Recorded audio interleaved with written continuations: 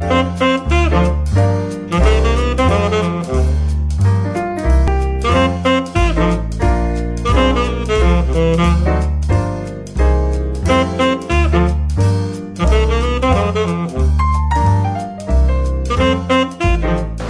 selamat jumpa kembali teman-teman.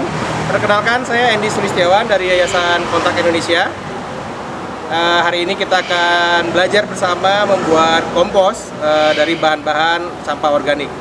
Ya, untuk membuat kompos menggunakan media tanaman sampah organik, kita membutuhkan mol.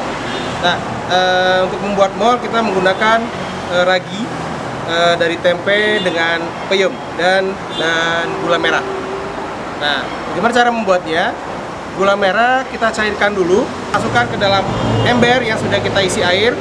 Ini ember sekitar 3 liter. Kita masukkan.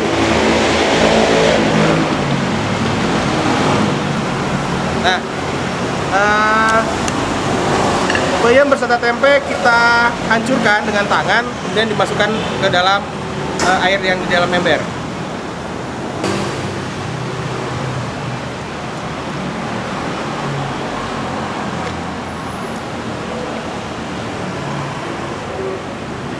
Kemudian campuran air, gula, dan ragi dari tempe serta peyem kita simpan ke dalam wadah botol selama 1 minggu, sehingga raginya muncul dan bisa dipakai untuk jadi mol. Setelah pembuatan mol, kita menyiapkan wadah kompos atau wadah untuk komposter kita dari keranjang buah bekas atau sayur bekas. Keranjang ini bisa kita dapat di pasar-pasar. Kemudian kita juga menggunakan karpet bekas, ini karpet bekas, atau kita bisa menggunakan karung. Kita masukkan karpetnya ke dalam keranjang seperti ini.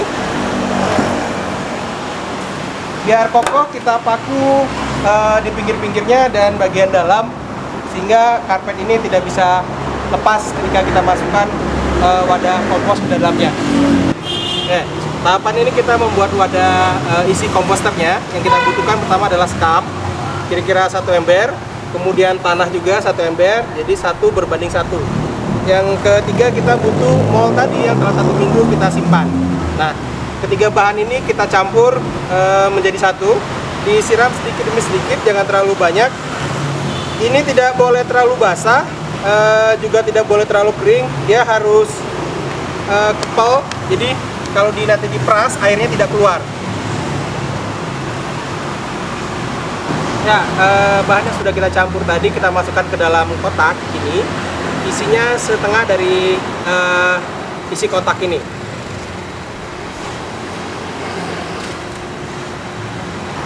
Setelah semua media termasukkan ke dalam kotak ini, jangan dipadatkan. Kondisinya tetap gembur, jadi tidak padat. Kemudian wadah ini kita simpan. Wadah ini kita simpan selama 2 hari, baru kemudian kita masukin sampah sayur-sayuran atau sisa makanan di rumah-rumah atau dari warung.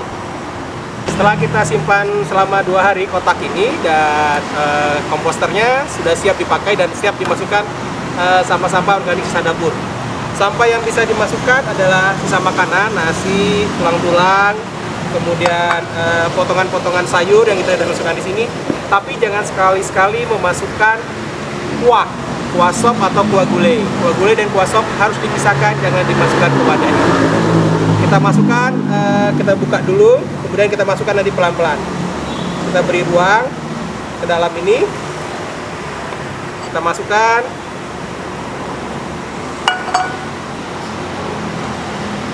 Tanahnya kita balikan, kita aduk supaya si sayuran ini semuanya tertutup dengan rapi oleh wadah-wadah komposter yang di dalam ini. Setelah semua sisa makanan tadi, kemudian sisa sayur-sayuran dari dapur, kita masukkan ke dalam wadah komposter ini, diaduk dengan rata, tapi jangan dipadatkan. Diaduk dengan rata, tidak dipadatkan. Kemudian kita simpan, kita tutup. Ini kira-kira 2 minggu sampai 1 bulan baru kita bisa panen. Tapi ini juga bisa dimasukkan setiap hari sampah sisa makanan atau sisa sayur-sayuran dari dapur ke dalamnya. Diaduk lagi, terus diaduk dan diaduk, didiamkan.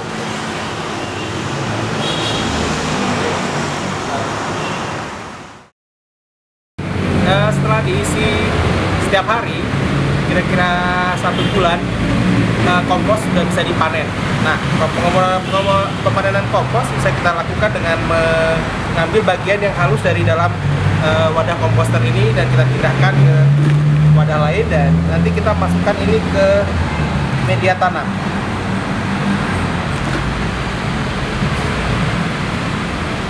Diambilnya jangan semua, tapi setengah dari bagian yang ada, karena setengah lagi supaya menjadi komposter kembali.